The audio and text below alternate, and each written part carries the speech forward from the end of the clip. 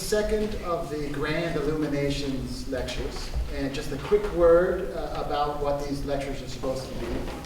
They're meant to highlight how the humanities can actually be relevant for living a good and meaningful life. So we have Bill Pelfrey to thank for a generous donation to make this series happen. And when Bill and I were chatting about what the series should be like, we were both on the same page about this, that it shouldn't be something arcane in the sense of trying to figure out how many angels could fit on the head of a pin or that sort of jazz. Instead, it should be something that hopefully folks would be able to leave here today thinking that what they heard, that they feel inspired and enlightened, that things have been illuminated in some way, that they could actually bring it back to their own life. So our speaker today is Gordon Marino, and Gordon and I both agreed that these long introductions of speakers, they're for the birds, so I'm not going to tell you a whole lot about Gordon, other than to say that he is a professor emeritus of philosophy at St. Olaf College. He's still the director of the Kierkegaard Library there. He's a fascinating guy. He's not your run-of-the-mill philosopher. So in his youth, he was a professional boxer. He's still a boxing coach. He's written for all kinds of prestigious outlets like the New York Times and the Wall Street Journal. So he's not a dime a dozen kind of philosopher.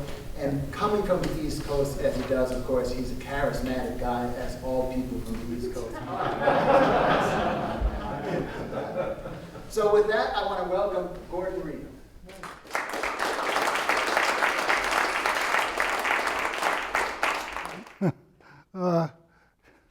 Yeah, great to be here. I really appreciate it. And big thanks to Bill and Steve Halverson. And I thank St. John's, but I got a little hostility towards this place. I've been a football coach at St. Olaf until this year, and we've had some bad experiences up here. Yeah, and a couple of them are weird because like I was coaching back in the early 2000s, and we'd be ahead in the game, and there'd be some, looked like we were going to win it, and then the ball would bounce off somebody's helmet into St. John's hands, and I'd like, what the hell, are the football gods here? They were playing down at St. Olaf on the 1-yard line of St. John's. We got them beat. All the kicker has to do is kick a field goal, and guess what happened? He missed. So, but I'm grateful to St. John's for having me here too. So, and thanks for coming out in the rain. Had terrible rain today. I'm frequently asked what existentialism is, and I often argue that it's a motley crew of people: Sartre, Kierkegaard, Dostoevsky, Tolstoy, different rosters for different people, right? Right, but the things that unite them are these themes like the limits of rationality, choice, the individual, right? Freedom, okay? But there's also something else that unites some of them, I think that's important, is thinking about life from a first-person perspective. Thinking about life from a first-person perspective. For example, my man Kierkegaard, in his book, The Concluding Unscientific Postscript, he has this incredible passage where he lists, and sometimes you could write I got to be careful not to go into, and sometimes he can write a whole page that's one sentence long because he knows how to punctuate properly, but I won't go there. Anyhow, so he writes this whole page and a half on facts about death, right? I mean, if you take poison, you're going to die. The hero dies in the 5th act, and he goes on and on, all these objective facts. And at the end he says, none of these objective facts tells me what death it means that I'm going to die. Got that? It doesn't tell me what it means. So the objective facts don't inform me as to what it means that I'm going to die. So that's his. So he introduces this first-person perspective, and usually, like when you're in college and stuff, use one or something like that. Don't say or we, the royal we. I said, you got a mouse in your pocket or something? So I thought I'd just begin with my own personal story, how I came to bump into this weird Dane, right? Italian guy from New Jersey, who bumps into this Dane, ends up living in Denmark for quite a while. And so I was a football player at Bowling Green University, and transferred to Columbia, which for me was like in New York. I was about 19 or so, and man, I was a troubled and troublesome kid, and New York was like a candy store of mischief for me, man. So things wasn't exactly the best student I think at that time. Anyhow, so one night I'm walking down Broadway, coming home from the bar, and this woman passes me, this co-ed passes me, to knock me off my feet and out of my senses. So I follow her into Baskin and Robbins, where she's getting an ice cream, right? I'm like, haven't you ever seen a Saturday Night Fever? I thought it was John Travolta or something at the time. So I tap her on the shoulder and I say, I'm going to marry you. I can't repeat her response, right? I mean, it was bad. All right. Well, sometimes dreams come true, and in this case it did, and sometimes those dreams turn into absolute nightmares, right? So she was a heroin addict, turned out, and we were together about 5 years, and and she was off the heroin for a couple of years, 3 years, and she's also alcoholic. And I had my problems as well, so I don't mean to blame it all on her, but she said, well, I came home from one day, and she said, I'm leaving you, and I'm never coming back. Never going to see you again. I don't want to think about this. I don't want to think about the possibility. She says, I want to go back on drugs. I just missed that happiness, And I was completely destroyed. Completely destroyed, just more than soul broken. So I was in really, really terrible shape for at least 2 years, and people thought I was in hospitals, got in trouble, all kinds of stuff, and most of the time I think, oh, just get over, you'll get over it, blah blah blah. Was a phrase Kierkegaard would have hated, but okay, right, just go on to the next one, but I just couldn't, and so at one point my parents sent me up to live with my older brother for a little while, and I was just getting worse and worse, and I'm sitting down in the basement one day, and I'm just looking out at a sky that was like that, staring out there, and he came over and he said, well, what do you want me to do if you kill yourself? What do you want me to do with your body? What do you want me to do with your things? And that's what I was thinking. And that was what I was thinking. And it was just, horrendous. And then, so I went back, a few weeks later, I went back to New York, and I was in therapy with someone who treated me in Columbia for a while, and then became a psychoanalyst and continued to treat me afterwards for free because I didn't have any money, and she had seen me when she was just a student. And one day I was in this coffee shop bookstore and looking around, and I happened to pull this volume off the shelf that was Kierkegaard, and started to read it. And I'm not sure exactly what it was, but his angelic writing or what it was, but man, he grabbed me, and I grabbed the book and shoplifted it and went to my appointment. So something good came out of something bad, which sometimes happens. And I was dropping in and out of graduate school at the time, and at that point it was the, no offense to anybody from the philosophy department, but at that time it was the heyday of analytic philosophy, where philosophy is supposed to be about a love of wisdom, not knowledge, right? And in certain most classes, all they did was talk about how we talk about things. There was no it was such an obsession with clarity and argumentation that it didn't seem to have much wisdom to it, And then I pick up this guy, Kierkegaard, and he made an immediate. I wouldn't go so far as to say he saved my life, that kind of stuff, which is some of the things you'll hear today about some philosophers. He saved my, reading so-and-so saved my life. Well, it wasn't quite that, but he was certainly a big help. And excuse me for a second.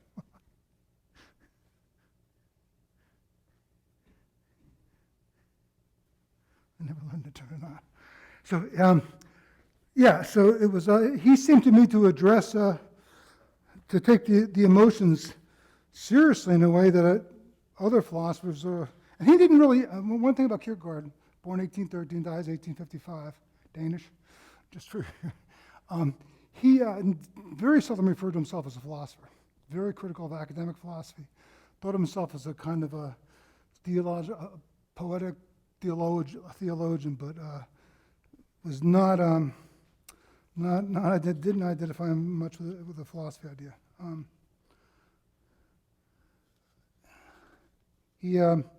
So one of the things that, I don't know, and again, it's weird because I'm not sure where I got this, but one of the ideas I appropriated from CERN was that the kind of suffering I was going through, that kind of mental anguish, I mean, deep mental anguish, right, was something you could either do well or poorly. In fact, this when I was in the mental hospital at one point, there was a woman who tried to commit suicide a bunch of times. And I was at my first day there, and she said to me, can I get you a cup of coffee? She could reach through that. I mean, she had tried to kill herself. It was a number of times, and here she comes in. I'm like this crazy grad student, and can I get you a cup of coffee? She reached through her pain, right? And Kierkegaard helped convince me that that psychological suffering is not something to, when you're going through it, it feels like a stench. It feels like you're no good or whatever, right? That it's an action that you can do either well or poorly to deal with it. That was an important insight I got from my cursory readings, I think. Then, of course, with the exception of the Stoics, he was the first philosopher I encountered who directly addressed the likes of anxiety, depression, and despair, right?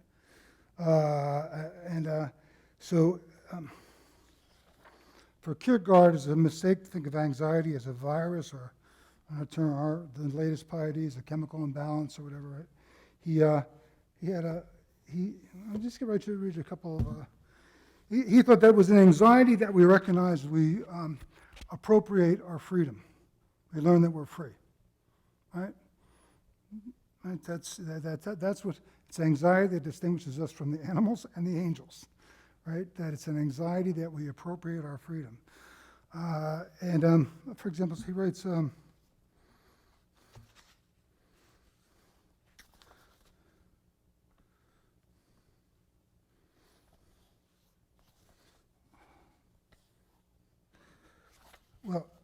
anxiety, here it is. If, on the other hand, the speaker, he says in the concept of anxiety, maintains that great thing about him is that he has never been anxious, I'll gladly provide him with the explanation that's because he's very spiritless. So there's a connection between anxiety and spirit, right? And freedom, right? So, or again, deepest within every person, there's nonetheless an anxiety about being alone in the world, forgotten by God, overlooked among the millions and millions of an enormous household. People keep this anxiety at bay, right? They keep this deep anxiety at bay. It's almost like a Freudian notion of defense mechanisms.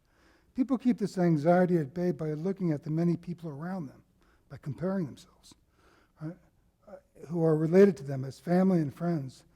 But the anxiety is there all the same. One scarcely dare think about how one would feel if all this were taken away. So here he's talking about defenses against anxiety, right? That everyone has it. Mind you, however, Kierkegaard was ultimately, in the last chapter of the concept of anxiety, which I think is his most difficult book. In fact, when I wrote on it, it seemed to me that he was trying to create the very emotion or mood that he was analyzing. I mean, to throw the book across the room 100 times. It was just, some of it's ridiculous, insane, impossible. But there he writes at the end of that book, and he's not joking around, whoever has learned to be anxious in the right way has learned the ultimate, how to be anxious, how to tolerate anxiety.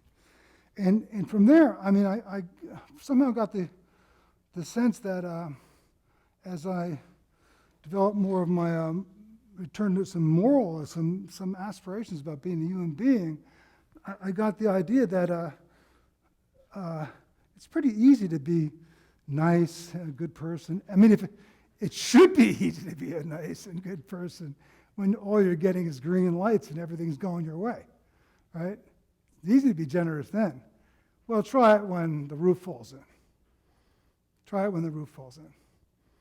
Yeah, and I think, and so if we have any aspirations to being good people, we've got to be able to care about others and love through times when we feel like it's just hopeless. It's just darkness, just like right now, my wife's just had brain surgery. She's got Parkinson's. She had cancer before, and it's just it's horrifying sometimes. And I get irritated and then angry at myself, But my goal is to be able to reach through that pain and that self-hatred sometimes for being angry and love, right? And I think Kierkegaard was teaching us there that, at least my initial encounter, that these emotions, moods like anxiety and depression have something to teach us, but they can also kill us. He literally says that anxiety, for example, can lead to suicide. So he wasn't of the opinion that it's la-di-da or some just lesson in metaphysics about freedom. So that's my story, and I'm sticking to it. Oh, one more thing about that, though. But as I became enamored of Kierkegaard, when I started reading him, I really thought of faith as akin to believing in Santa Claus. It's just laughable. Really laughable. I did, and the fact that he thought of faith as this collision with reason, really serious collision with reason, right? And its connection with when he talks about Abraham, for example, on Fear and Trembling, he says he believed by power of the absurd, right? So at some level, Kierkegaard, he's saying, look, if you could get to God from a syllogism or reasoning, you wouldn't need faith, you just need knowledge, right? So to me, he's acknowledging the elephant in the room. That this is hard. To think that you're going to go up to some mansion in the sky with what Bob Dylan calls fire blue floors, he thought was quite a stretch, right? And that helped me take a less So, I think he saw, so this idea of the leap of faith, a phrase he's famous for, but which he never actually used, was important in knocking my condescending attitude towards faith out, and helped me develop some kind of relationship with God, I think, and to me it became, instead of through Kierkegaard, the notion that faith is really is not so much a dogma, not so much propositional belief as it is a trust. You try to trust in God, trying to trust like you would in a person, right? As opposed to, I check, I believe X, Y, and Z, the Apostles' Creed, I was raised Catholic, all this, but that it's like a trust that you try to hold on, try to have trust in. And the Danish word tro is really trust. So those were a couple of Kierkegaard's initial things that initially helped me. Or whatever. So I've been walking with this guy for 35 years, and I thought I'd try to, if I have time, to try to distill 2 lessons I've gleaned from him. Lesson 1 is that there's a distinction between despair and depression. A distinction between despair and depression. Right, today, if you tell somebody that you're in despair, they're going to tell you to go over to the mental health clinic and probably get some SSRIs or something or other, right? But we just equate the two. Kierkegaard draws a distinction, right?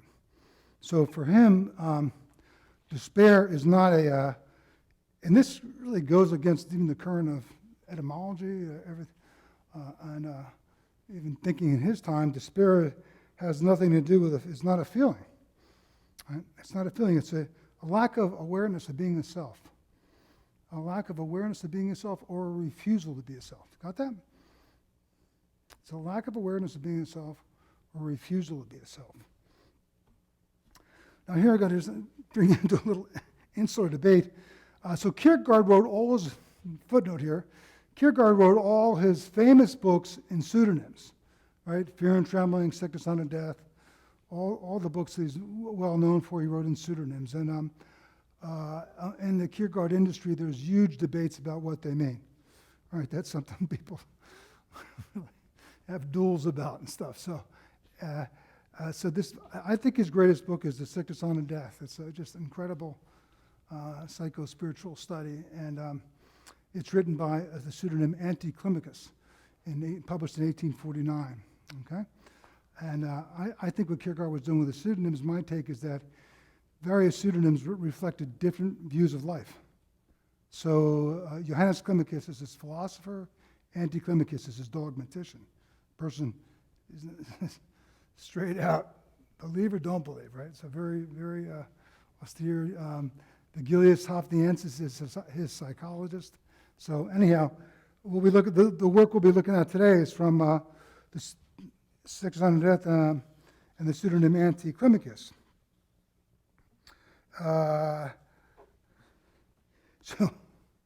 So I always advise that people read this book, but then so this despair is the sickness of the self, according to Kierkegaard, right? Again, not depression, but he starts out with things like a human being is a synthesis of the infinite and the finite, of the temporal. A human being is a spirit, but what is a spirit? Spirit is the self, but what is a self? The self is a relation that relates itself to itself, or is the relations relating itself to itself in the relation. The self is not a relation, but is the relations relating itself to itself. Now, I don't know why the hell he would start. I mean, the rest of the book is so most of it is so crystal clear. He gives you this beautiful portrait gallery, a kind of almost like a spiritual, a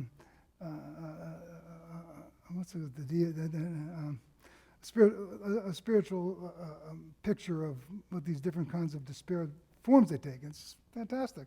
But he starts out with this 2 pages of stuff that most people say, okay, that's enough. That's enough. Like, so it's interesting. But there he's saying this. I mean, the idea is the self despair is the sickness of the self, and so he wants to define the self. And so he offers basically 3 definitions of the self, of despair. One, he says that we human beings are a combination of these contradictory aspects: temporality and eternity, finitude, infinitude, possibility, and necessity. Right. And the first definition says that despair can be described as an imbalance between these factors, okay? So, for example, he thinks that we have this expansive factor in life, imagination, which, can take us way out. But spiritually speaking, if you have too much of the infinite in you, you're going to end up not doing anything concrete, right? Right? You're just going to, like I've had students, I want to be a writer. Why don't you just try a short story? No, I want to start with a novel. I'm going to write a novel right now, right? And the next thing you know, they're off to something else, right? Too much of the expansive factor, right? And someone with too much finitude would be all they care about is their job. I've literally had students come to, it kind of surprises me too, liberal arts college with a dream of being an actuary. I just don't get it. I mean, it wouldn't be that bad if they took other stuff seriously, but nope. All I cared about was a grade. I want to be an actuary. That's it. So that's his first definition, right? Imbalance in the self. Second definition he offers is he says that despair can be measured by the degree of awareness of being a self. So on the lowest end, you'd have someone who just says, I don't know whether I'm a self or not, right? Like completely not interested in the question, or, well, if you go to philosophy, there's a personal identity. No one's been able to prove anything, so I don't know, who knows, Right? So that would be this kind of willful ignorance and indifference. Passive. Active side would be Nietzsche. I have a sense of what it means to be a self. And I want to create myself, right? I want to be my own father, Kierkegaard will say. Right? But for Kierkegaard, he believed, or Anticlimacus that we're born to be, by God, to be a self of a certain kind. I think loving spirits, right? Now, now in contrast to that, other philosophers like Sartre, Nietzsche, Rousseau even, right? The self is a creation. It's almost like an artistic creation. You're not born with it, right?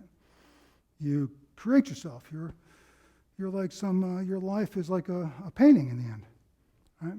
They read, say, Sartre's existentialism is humanism. That's the way he portrays the self.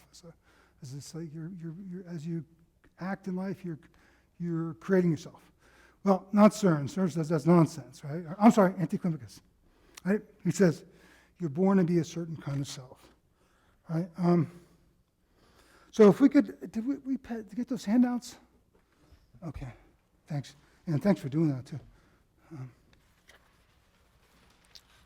So let's check out page 19 here of the Sickness unto Death. An individual in despair despairs over something. So it seems for a moment, but only for a moment. In the same moment, the true despair or despair in its true form shows itself. Right? So when you're in despair, you think you're despairing over not getting into med school or whatever, okay? In despairing over something, he really despaired over himself. And now he wants to be rid of himself.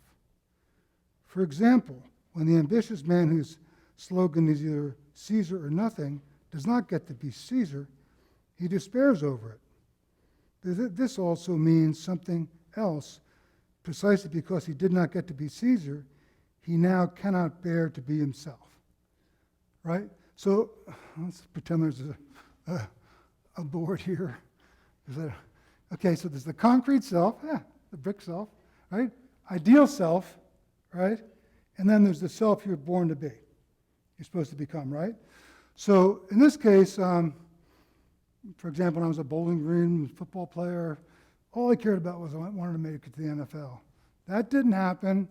I didn't realize my ideal self. I couldn't stand to be myself anymore. I didn't want to be myself if I didn't make it in football. Literally. So I started drinking, all kinds of things. And then, right? So I didn't become my ideal self. So I hated myself. So there's depression. Right? Meantime, forget about the third self, the one that you're supposed to become, the one that you're born to become, a good, loving human being. Right? But so this is like depression and despair, right? But I think it's a really good description of like, when existence says no, and it's going to happen, when the door's slammed on your face, can you still love yourself? And a lot of people can't. We live in a country in which you're always told you got to have this vision, this ideal. Well, there's all kinds of contingencies. Things don't always work out. They don't always work out. So are you going to hate yourself when they don't, right? And he says, well, the person who says Caesar or nothing, when they can't become Caesar, then they hate being with themselves, like, I don't know, being stuck on a bus with somebody who's drunk and sleeping on your shoulder or something, right? That's what the other self is like, right? But my man always goes, he goes further. This self, which if it had become Caesar, listen to this, this self, which if it had become Caesar, would have been in seventh heaven. Now this is the important thing. A state, incidentally, that in another sense is just as despairing. This self is now utterly intolerable to him. Right? Okay, so this other person, right, they want to be a millionaire by 30. Millionaire's not good enough anymore. A billionaire by 33, right? And they do it, right? They make these smartphones which require the exploitation of miners in the Congo, and they're billionaires. And on top of that, they're able to give away tons of money. Everyone pats them on the back. Look at the robber barons in the 19th century, man. They were killers, man. I mean, they just ate up lives building the railroads. That unbelievable, right? But they built their libraries downtown, right? And got all kinds of medals, right? And when you're rich like that, no one's going to give you crap, right? Hardly anyone's going to give you a hard time, right? Everyone's like, you're the best, man. We love you, baby, right? And that person, he thinks that person is in danger of, deep danger of forgetting that what they're here for, right? Because everyone's telling, oh, you see people when they're successful. Oh, thank God, I'm so blessed. Well, aren't you basically saying that God's blessing you for some attribute or something? What do you say to the person who fails? Well, what's that person supposed to say, right? So they feel blessed, and they think they've realized themselves when in fact they haven't given much thought to becoming the self that Anticlimacus is talking about. Got it? Make sense? Again, now this is all based on the assumption that you have this self. But that's okay, because Anticlimacus says, I'm just telling you, this is what the Bible says, believe, don't believe, either or, right? Interestingly enough, on the next page he goes, a young girl, this is Kierkegaard's in cancel danger sometimes with his misogyny. We might have to cancel him, I don't know, but a lot of debate about that.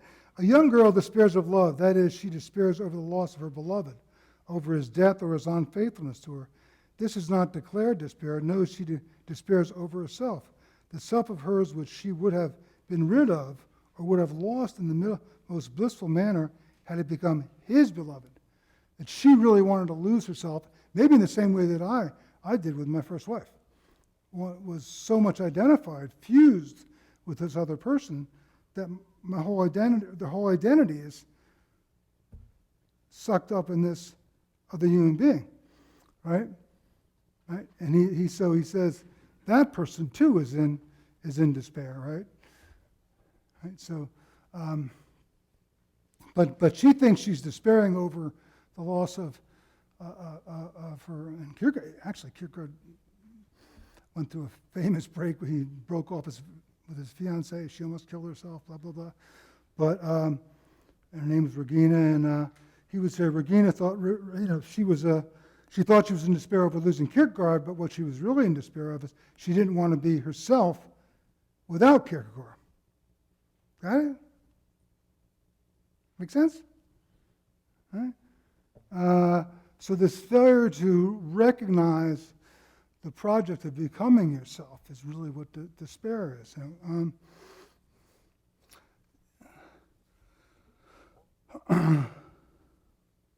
Now, one of the things that goes on in the Kierkegaard industry is most people today want to get rid of it. They love the depth psychology and all that stuff, but man, they don't want to hear about the God stuff. They really don't. For example, Kierkegaard, at certain places, emphasizes the importance of obedience, right? Authority and obedience, which were virtues when some of us were kids. Now, we live in a don't tell me what to do world, right? God forbid this obsession with autonomy, right? So sometimes people will try to use a different vocabulary to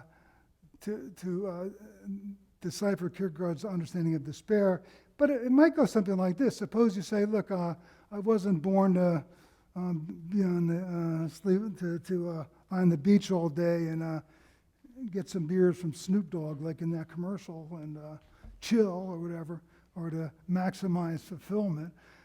I was born to be a good person. That's my idea. So maybe from a secular Kierkegaardian point of view, you could say that despair would be giving up on this project of being a self. Just giving up on it, right? Which he definitely which depression, anxiety, that kind of thing can create that kind of indifference. Right? But giving up on the project of becoming a good person, right? That's why when my students, I always ask them, now you're always talking about what you want to do. Why don't you think while you're in college about what kind of person you want to be, right? What kind of self you want to be? What kind of human being do you want to be? This is the time to think about it, right? Right? And so from a secular point of view, we could say Kierkegaard's saying that the person who's in despair from a secular point of view is somebody who's given up on their life projects. You have 10 minutes or so more? You okay? I can go. Okay. there's two things that I can go on about Kierkegaard and boxing. I'm sorry. Okay. And, okay. How about we talk about, one criticism of Kierkegaard here that I think is important. And he was born into a family of great wealth, never had to work a day in his life. His father was a impoverished little shepherd in Jutland, came into the city, made a fortune, right? And when the whole economy was going down, invested in stuff that was just incredible, and made tons of money. Kierkegaard never had to work a day in his life, which means he didn't ever have to have a boss over him, right? Nobody bossing him around, right? And so I think you could say that he should at least acknowledge the fact that when you live in circumstances in which you're invisible, or people just treat you like an object, or you live in a home that's just filled with hatred, right? Or you're impoverished, which is millions and millions of people, man, right? It might make it a little bit harder to take yourself seriously in the Kierkegaardian sense, right? He would say it doesn't make it impossible. There's many people that are able to overcome that, right? But it should be acknowledged that it's much harder. And that's one of the things I found coaching boxing sometimes is I'll have kids come in that bad home lives, they're pissed off as hell, excuse me, sorry. They go into school, get in trouble, and all they get is more, you're a jerk, you're a dirtball, blah, blah, blah. Nobody ever affirms them. And we need that, and they come in the boxing gym, and if they stick with it, some of them get a lot of affirmation for the first time in their lives, and they blossom, So I think affirmation is, we got to recognize not everybody gets it, and life can be a lot harder for those who don't, right? And I think Kierkegaard's somewhat oblivious to that factor. So there, sir. Okay. Kierkegaard's intellectual life was a meditation on the meaning of faith, right? He thinks much more about what's faithful and what's unfaithful versus what's right and wrong. To some extent, like Kant, he believed that a knowledge of right and wrong are universally distributed. You don't need an ethics expert to tell you, someone, you're driving a car and you see someone that's fall off the curb, you should get out of your car. That's the Jersey in me. I swear to God, it's not my fault. And I'm being good. You should get out of your car and help the person, right? Right. So he thinks, this knowledge of right and wrong is universally distributed. If it weren't, the educated people and wealthy people would have an ethical advantage to go along with every other advantage, right? So he says, everybody has knows what's right and wrong. So he's much more concerned with the way our passionate relation with his writing is all about developing a passionate relationship with our beliefs, right? He thinks he thought he lived in a world in which people didn't really appropriate. It was just a lot of chatter, I mean, God forbid, they didn't really. Well, how do you know if you mean what you say if you've never had to sacrifice a thing for it, right? Because you put your Black Lives Matter sign out, or you hit like on Facebook, right? That's all you ever have to do, right? So Kierkegaard really asks us to think about whether or not we're walking the talk, whether or not we believe what we're saying, or just what he calls a slew of chatter, right? Very important point with him. So he's much more concerned with our relationship to our moral ideals than he is with the relationship between our moral ideals and whether or not they're true or false, right? So now class, please turn to what page is the other one on? 94? Okay. Now, this is not one of his most lyrical passages, but I think it's in my top 3 list, I think. Okay, there Anticlimacus writes, in the life of the spirit, there's no standing still, right? We're always We're always moving. We're always, right? I'm going to skip some of the, therefore, if a person does not do what is right at the very second he knows it, right? If you don't do what's right at the very second you know it, then first of all, knowing simmers down. Next comes the question of how willing appraises what is known. Next comes the question of how willing appraises what is known. Willing is dialectical and has under it the entire lower nature of man. If willing does not agree with what is known, then it does not necessarily follow that willing goes ahead and does the opposite of what knowing understood.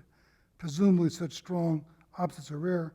Rather, willing allows some time to elapse, an interim called, we'll sleep on it, we'll look at it tomorrow, right? We'll look at it tomorrow. During all this, knowing becomes more and more obscure, and the lower nature gains the upper hand more and more. Alas, for the good must be done immediately, as soon as it is known. Now, he's not saying as soon as you have that gut feeling, as soon as it is known. And that is why, okay, no, forget that. But the lower nature's power lies in stretching things out, right? Stretching things out. Gradually, willing's objection to this development lessens. It almost appears to be in collusion. And when knowing has become duly obscured, knowing and willing can better understand each other. Eventually, they agree completely, for now knowing has come over to the side of willing. It admits that what it wants is absolutely right. Right? And this is how, check this out, and this is how perhaps the great majority of people live. They work gradually at eclipsing their ethical and ethical religious comprehensions. Why? Because those comprehensions would lead them out into decisions and conclusions that their lower nature does not much care for. But at the same time, we expand our knowledge in other ways, right? So our knowledge of ethical religious shrinks, and our other knowledge expands, right? But here, I think Kierkegaard's contributions to ethics is in helping us to recognize moral evasions, right? Now, I describe a few of my own failures there in my book. But just take an example. Take an example like this. Suppose you're a partner with a police officer, and you've been partners for let's do this one. My Lai massacre. The guy who stopped the My Lai massacre, Hugh Thompson, I think it was. He's flying over. This is in Vietnam, 1963, I believe. 8. Sorry. Yeah. He flies over and he sees this massacre going on down below, right? And he can't believe it. So he brings the helicopter in, and he stops. He tries to talk to Lieutenant Calley, who's in charge. He says, stop this right now. They've already killed like 300 Vietnamese. Right? And Calley says, no, I got orders from above. Thompson and his I forget the person who's with him, takes the machine guns, points at the Americans and say, kill one more person and we'll shoot you. This guy was a warrant officer, right? Now that took courage, of course, obviously, right? But then he goes and he tries to he reports what happened, right? He reports what happened, and he's told first commander doesn't listen to him, and they send him out on 2 basic suicide missions, trying to get rid of him, and he keeps at it. So he has all this time. He could have said, okay, I did my duty. More than my duty, right? I stopped this massacre. The commander doesn't want to listen to it, so be it. But now he didn't stop. He went finally to a level at which they acknowledged what happened, and Rusty Calley was brought to trial, and Americans heard about this terrible, terrible massacre. But all that time, he could think about, he's being called a traitor, being sent on suicide missions. He has plenty of time to decide, do I really need to do this? It's their responsibility, right? So Kierkegaard thought that procrastination was one of our biggest moral temptations, right? To procrastinate, right? That we like to, And, usually in academia, we think of procrastination in terms of papers, grading papers, and that kind of stuff. He's saying, no, has a moral significance, right? And that's why, and this would be my last comment, that's why, like Tolstoy, he believed that it's critical that we maintain an awareness of our own mortality, that we could be gone any moment. Because with that knowledge, the finite moments get infinite significance. We don't take anything, you don't do silly things and just think, oh, later on I'll. In the book I described, my brother and I had a fight about my mother once, and he was my icon, my brother, and we didn't talk for 9 years in the middle of our lives. Right? Wasted time, right? Procrastination, right? So he's saying that with an awareness of death, that we should be aware that we may not be here tomorrow. Don't do careless things. Don't do ugly things. Or if you do something, make it right away. Don't wait. Don't be negligent. I got a whole bunch of other stuff, but I'll let it go here. That's okay. Thank you.